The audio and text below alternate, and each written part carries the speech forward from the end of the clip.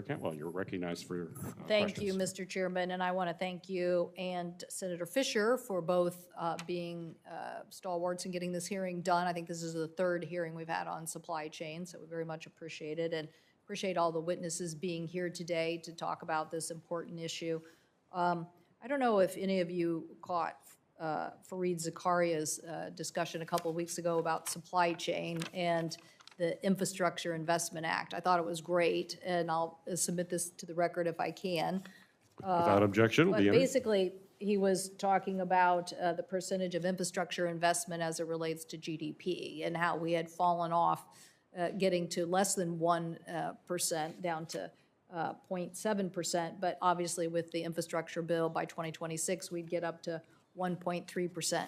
So while we're dealing with these phenomenons that Mr. Butler adequately describes in his opening statement about the impacts of being able to order more and import more and the challenges of COVID, we also have to keep in mind that we have to make significant infrastructure investments. So I think you would all agree that that was a good thing that we made these infrastructure investments, and now that we have to get them actually implemented. Is that correct? That you think that this helps immensely in changing the picture here?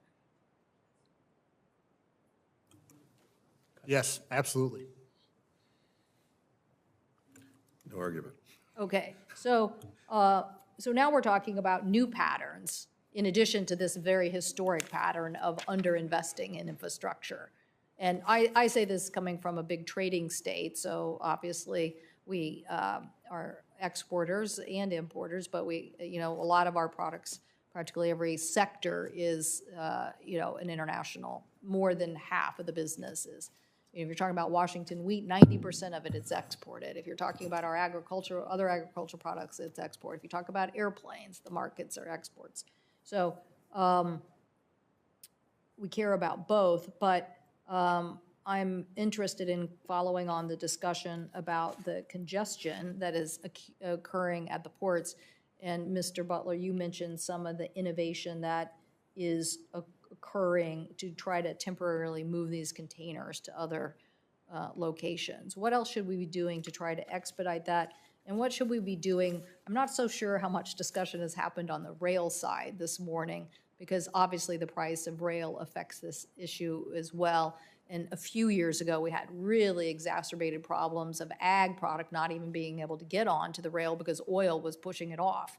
So what do we need to do to help get more innovation and moving congestion out of the ports on these containers? And what do we need to do to think about rail? And maybe Mr. Reagan or Mr. Doyle, you can answer that.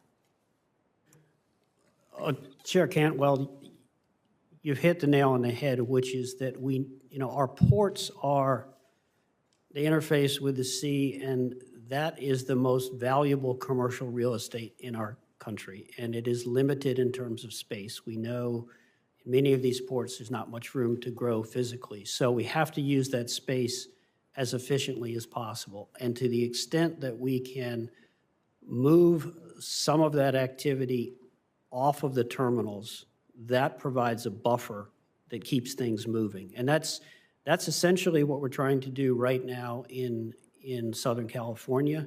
There's a big push in both directions. One is to get importers to pick up their cargo and find someplace else to put it, which is a real challenge for them in many cases. So I'm not pointing fingers, but that has to happen. Because the warehouses are stacked too. Correct. Okay, so this is, the problem is, we're importing a lot in general. And your testimony specifies why that is, because we're making it easier for people to do that too. Right, and so, but the port, if you will, is the commons for everybody that imports and exports. So if somebody has a warehouse space problem, if that impacts every other user of that port, that's not the best solution. Really, we have to, and this is what I mentioned in my opening statement, is that this is new. We have saturation throughout the entire land side of the supply chain. We really haven't seen that before. So we're working through this in a way for the first time. So all those pieces have to fall together at the same time. And at the same time, we're getting lots of pressure, and rightly so, from the administration and others to move out empty containers, right? Because they get in the way as well. If you have too many empties piled up on the port, then that stops imports and exports. I mentioned earlier, one of the things I'm concerned about and would like to work with the committee and the staff on the new legislation is to make sure that we end up with legislation that recognizes that we have to both move exports and reposition empties. It's Yep. two sides of the same coin. Listen, we were very involved in getting new federal freight legislation. We said freight can't wait, so maybe the new motto is empties have to be moved. So we got to get them somewhere else. Thank you, Mr. Chairman. I'll take for the record, if I could, Mr. Reagan, because I see our colleagues waiting. We have to get to a vote on that about the rail. I'm very serious about the rail part of this equation because I do think that also affects people. When the rail prices are so high, people don't move the product. They'd rather sit there and wait for another route. Thank you. Thank you, Chair Cantwell. Senator Lee, you are recognized for your questions. Thanks so much, Mr. Chairman, and thanks for holding this hearing.